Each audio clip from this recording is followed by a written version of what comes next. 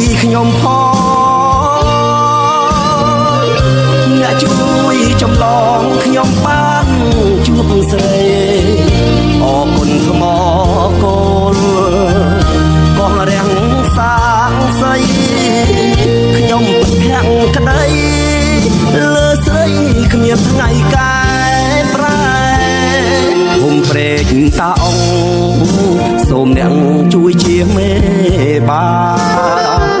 វាឯមេតាដាស់ចិត្ត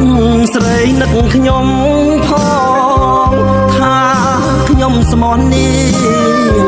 គ្មានថ្ងៃបែកខ្នងជានេះសូមសងបុប្ផាអរិយសត្វខ្ញុំអើ